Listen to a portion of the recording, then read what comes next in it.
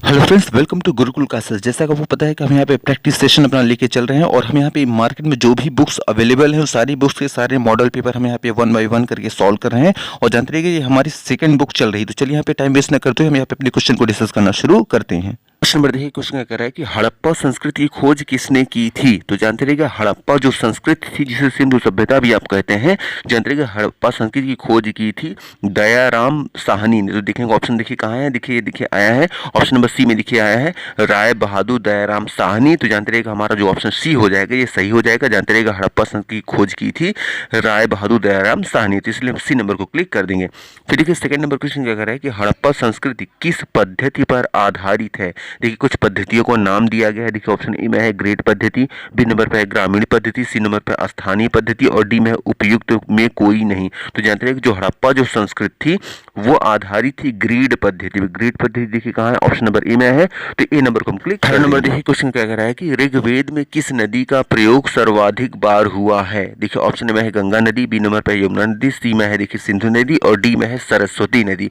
तो जानते रहिएगा ऋग्वेद में जिस नदी का जिक्र सबसे ज्यादा बार हुआ है वो है सिंधु नदी। सिंधु नदी देखिए कहाँ है, ऑप्शन नंबर सी, तो सी नंबर को हम क्लिक कर देंगे।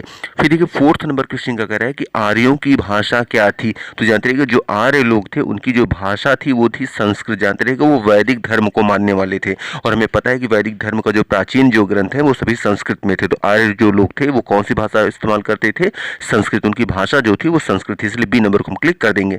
फिर देखिए फिफ्थ नंबर क्वेश्चन क्या कह रहा है कि सबसे प्राचीन दर्शन कौन सा है। तो जानते रहिएगा जो सबसे प्राचीन दर्शन है वो सांख्य दर्शन। तो सांख्य देखिए कहाँ है, देखिए ऑप्शन नंबर देखिए ए में है सांख्य, तो हम ए नंबर को क्लिक। नेक्स्ट नंबर देखिए हम आ जाएंगे 11th नंबर में। देखिए क्वेश्चन क्या कह रहा है कि सिकंदर किसका शिष्य था। तो जानते रहिएगा जो सिकंदर था वो था अरस्तु का शिष्य। अरस्तु देखिए कहाँ है, देखिए ऑप्शन नंबर सी, तो सी नंबर को हम क्लिक कर देंगे।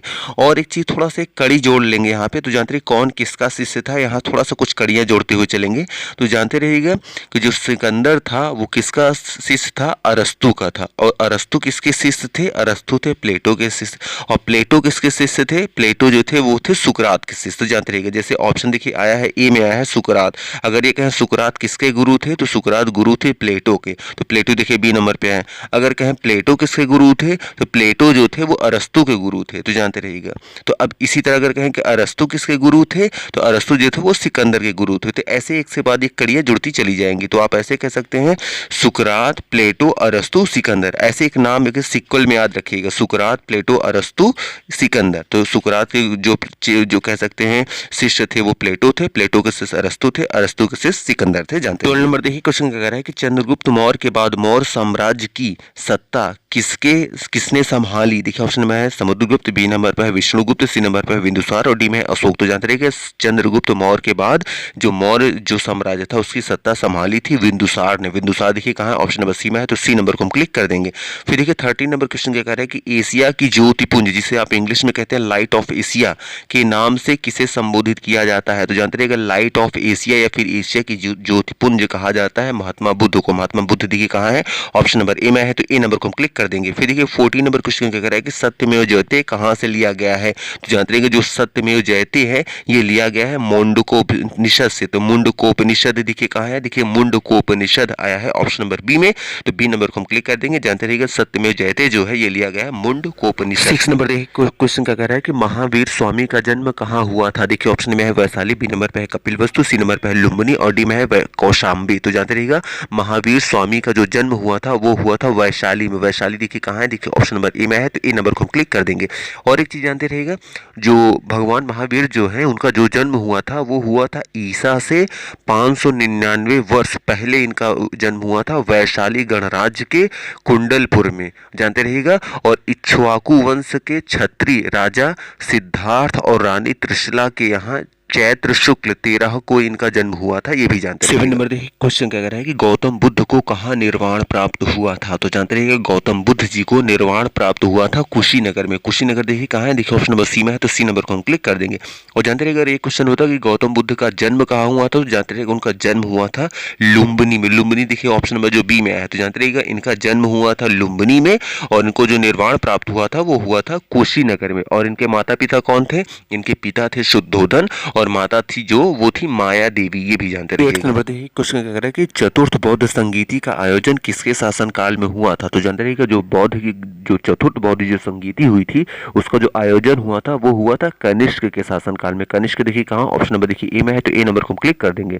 फिर देखिए 9 नंबर क्वेश्चन क्या कह रहा है कि लिंग पूजा का पहला स्पष्ट वर्णन किस पुराण में मिलता है? तो जानते हैं लिंग पूजा का जो स्पष्ट जो पहला वर्णन मिलता है वो मिलता है मत्स्य पुराण में। तो मत्स्य पुराण देखिए कहाँ है, देखिए ऑप्शन नंबर बी, तो बी नंबर को हम क्लिक कर देंगे। फिर देखिए 10th नंबर क्वेश्चन क्या कह रहा है कि एलोरा के प्रसिद्ध कैलाश मंदिर का निर्माण किसने करवाया था? तो जानते रहिएगा एलोरा की जो प्रसिद्ध जो कैलाश मंदिर था उसका निर्माण कराया था राष्ट्रकूट शासकों ने। तो राष्ट्रकूट शासन देखिए कहाँ है, देखिए ऑप्शन नंबर सी, तो सी नंबर को हम क्लिक कर देंगे। और जानते रहिएगा एलोरा की जो प्रसिद्ध जो कैलाश मंदिर जो थी, जानते रहिएगा ये 8वीं शताब्दी में बनी हुई थी, ये भी याद। 15 नंबर देखिए क्वेश्चन कह रहा है कि भक्ति आंदोलन के प्रमुख संतों में एक रामानंद जो थे उनका जन्म कहाँ हुआ था? तो इसका मतलब कहने का मतलब है कि जो भक्ति आंदोलन हुआ था उसमें कई प्रमुख संत थे जिनमें से एक थे रामानंद जी। तो उनका जन्म कहाँ हुआ था? जो जानते रहिएगा जो रामानंद जी जो थे उनका जो जन्म हुआ था वो हुआ था प्रयागराज में। प्रयागराज देखिए कहाँ है, देखिए ऑप्शन नंबर बी, तो बी नंबर को हम क्लिक कर देंगे। फिर देखिए 16 नंबर क्वेश्चन क्या कह रहा है कि मुगल दरबार में जाने वाला प्रथम अंग्रेज अधिकारी कौन था? जान रहे मुगल दरबार में जाने वाला जो प्रथम जो अधिकारी था वो था कैप्टन हॉकिंस। कैप्टन हॉकिंस देखिए कहाँ है, देखिए ऑप्शन नंबर बी में है, तो बी नंबर को हम क्लिक कर देंगे।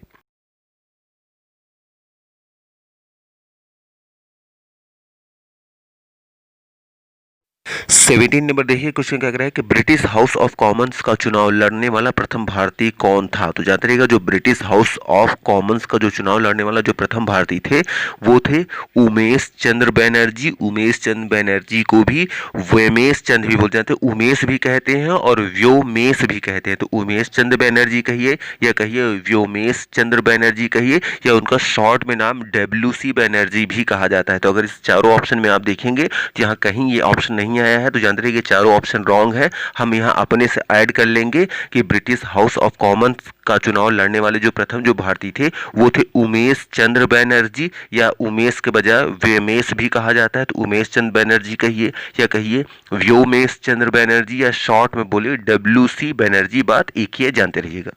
18 नंबर देखिए क्वेश्चन कह रहा है कि गांधी जी ने सत्याग्रह का सर्वप्रथम प्रयोग कहाँ किया था? तो जानते हैं, अब देखिए उसमें ऑप्शन क्या है, देखिए लंदन हो गया, भारत हो गया, दक्षिण अफ्रीका हो गया, उपयुक्त में कोई नहीं। तो हमें पता है कि गांधी जी ने अगर कंट्री की बात करें तो सत्याग्रह का जो सर्वप्रथम प्रयोग किया था वो किया था दक्षिण अफ्रीका में। दक्षिण अफ्रीका देखिए कहाँ है, ऑप्शन नंबर सी, तो सी नंबर को हम क्लिक कर देंगे। और जानते रहिए अगर यही क्वेश्चन ये होता कि गांधी जी ने सत्याग्रह का प्रयोग भारत में कहाँ किया, तो जानते रहिएगा भारत में सर्वप्रथम उन्होंने प्रयोग किया था चंपारण में। तो जानते रहिएगा चंपारण में सत्याग्रह का सबसे पहले भारत में उन्होंने प्रयोग किया था।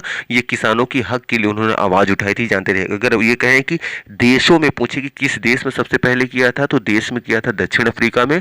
अगर भारत देश में कहाँ किया था, तो भारत देश में सबसे पहले किया था चंपारण में, जो जानते रहिएगा। 19 नंबर देखिए क्वेश्चन कह रहा है कि जलियांवाला बाग में गोली किसने चलवाई थी? तो जानते रहिएगा जलियांवाला बाग जो हत्याकांड हुआ था उसमें गोली चलवाई था जनरल डायर ने। जनरल डायर देखिए कहाँ है, देखिए ऑप्शन नंबर सी में है, तो सी नंबर को हम क्लिक कर देंगे। 20 नंबर देखिए क्वेश्चन क्या कर रहा है कि जलियांवाला बाग हत्याकांड में मरने वाले लोगों की संख्या थी कांग्रेस समिति के अनुसार। तो जानते रहिएगा जो जलियांवाला जो बाग जो हत्याकांड था उसमें मरने वाले की जो लोगों की जो संख्या जो कांग्रेस समिति के अनुसार वो थी लगभग 1100। देखिए कहाँ है, देखिए ऑप्शन नंबर डी में है, तो डी नंबर को हम क्लिक कर देंगे। जानते रहिएगा यह जो घटना हुई थी वो हुई थी 13 अप्रैल को। जानते रहिएगा 13 अप्रैल को लगभग शाम के 4:30 बजे, जानते रहिएगा। और जानते रहिएगा कि 10 मिनट में 1650 राउंड गोलियां चलाई गई थी, जिसमें से कम जो है 1100 लोगों की डेथ हुई थी। और ये किसने हत्याकांड करवाया था, कौन था जनरल, वो था जनरल डायर, जानते रहिएगा। 21 नंबर देखिए क्वेश्चन कह रहा है कि गांधी जी ने कांग्रेस की सदस्यता से त्यागपत्र दिया था, उसकी तिथि है, तो कौन सी उसकी तिथि है? देखिए ऑप्शन में है 1925, बी नंबर पर है 1930, और ऑप्शन देखिए सी में है केवल ए सही है, और देखिए डी में है ए एवं बी दोनों सही। तो जानते रहिए गांधी जी जो थे उन्होंने कांग्रेस की सदस्यता से 2 बार उन्होंने त्यागपत्र दिया था। एक बार दिया था 1925 को, एक बार दिया था 1930 को। तो हमारा जो ऑप्शन जो डी है ए एवं बी दोनों सही है, तो डी नंबर को हम क्लिक कर देंगे। और जानते रहिए कि यही क्वेश्चन अगर इस तरह से आया होता कि कांग्रेस जो गांधी जी जो थे वो कांग्रेस की सदस्यता, मतलब अगर अगर ये क्वेश्चन होता कि गांधी जी ने कांग्रेस की प्राथमिक सदस्यता से त्यागपत्र कब कर दिया, तो जानते रहिएगा ये वर्ड याद रखिएगा, प्राथमिक सदस्यता। अगर प्राथमिक सदस्यता से त्यागपत्र की बात आती है तो जो प्राथमिक सदस्यता से उन्होंने त्यागपत्र दिया था वो दिया था 29 अक्टूबर 1934 को। तो जानते रहिएगा अगर क्वेश्चन ये आता है कि गांधी जी ने या महात्मा गांधी जी ने कांग्रेस की प्राथमिक सदस्यता से त्यागपत्र कब दिया था, तो उन्होंने दिया था 29 अक्टूबर 1934 को।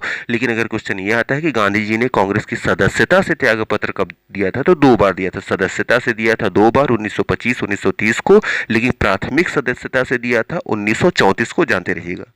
22 नंबर देखिए, कुछ कह रहा है कि मुस्लिम लीग की स्थापना किस वर्ष हुई थी, तो जानते रहिएगा जो मुस्लिम लीग थी उसकी स्थापना हुई थी 1906 ईस्वी को। 1906 ईस्वी देखिए कहाँ है, देखिए ऑप्शन नंबर बी में है, तो बी नंबर को हम क्लिक कर देंगे। जानते रहिएगा मुस्लिम लीग की स्थापना हुई थी 30 दिसंबर 1906 ईस्वी को। और इसके संस्थापक कौन थे, इसके संस्थापक थे ख्वाजा सलीमुल्लाह। और जानते रहिएगा इसका जो मुख्यालय था या जो था जानते रहिएगा वो था लखनऊ में। तो लखनऊ में जानते रहिएगा इसका मुख्यालय था। इसके जो संस्थापक जो थे वो थे ख्वाजा अलीमुल्ला और इसकी स्थापना हुई थी 30 दिसंबर 1906 को, जानते रहिएगा। फिर देखिए 23 नंबर क्वेश्चन कह रहा है कि शिमला समझौता कब संपन्न हुआ, तो जानते रहिएगा जो शिमला समझौता था वो संपन्न हुआ था 1972 को। 1972 देखिए कहाँ है, देखिए ऑप्शन नंबर डी में है, तो डी नंबर को हम क्लिक कर देंगे। 24 नंबर देखिए क्वेश्चन कह रहा है कि इंडियन स्ट्रगल पुस्तक किसने लिखी है, तो जानते रहिए कि इंडियन स्ट्रगल नामक जो पुस्तक है उसको लिखा था सुभाष चंद्र बोस ने। सुभाष चंद्र बोस देखिए कहाँ, ऑप्शन नंबर ए है, तो ए नंबर को हम क्लिक कर देंगे। 5 नंबर देखिए क्वेश्चन कह रहा है कि कांग्रेस के किस अधिवेशन की अध्यक्षता महात्मा गांधी ने की थी, तो जानते रहिएगा वो अधिवेशन था 40वां। तो जानते रहिएगा कांग्रेस की 40वीं जो अधिवेशन थी उसकी अध्यक्षता महात्मा गांधी जी ने की थी। और जानते रहिएगा ये क्वेश्चन आता है कि 40वां अधिवेशन कहाँ हुआ था, तो जानते रहिएगा 40वां जो अधिवेशन हुआ था बेलगांव में। तो जानते रहिएगा कांग्रेस की जो 40वीं जो अधिवेशन हुआ था जिसके अध्यक्ष जो थे महात्मा गांधी जी थे वो हुआ था बेलगांव में। और कब हुआ था, ये हुआ था 1924 ईस्वी को, जानते रहिएगा। लेकिन अगर यही क्वेश्चन इस तरह आता कि कांग्रेस की प्रथम अधिवेशन कब हुई थी, तो प्रथम अधिवेशन हुई थी 1885 ईस्वी की। और ये कहेंगे कहाँ हुई थी, तो वो हुई थी मुंबई में। और अगर कहते हैं कौन उसके अध्यक्ष थे उस समय, तो उस समय के जो अध्यक्ष थे वो थे विमेश चंद्र बैनर्जी, जानते रहिएगा। तो मे भी आपको सारे क्वेश्चन यहाँ पे समझ में आ गए होंगे। अगर सारे क्वेश्चन समझ में आ गए हैं तो प्लीज वीडियो को लाइक करना, चैनल को सब्सक्राइब करना ना भूलें और आप कमेंट जरूर करें कि वीडियो आपको कैसे लग रही है। तो चलिए आज इतना रखते हैं। Thank you very much for watching this video. Thank you.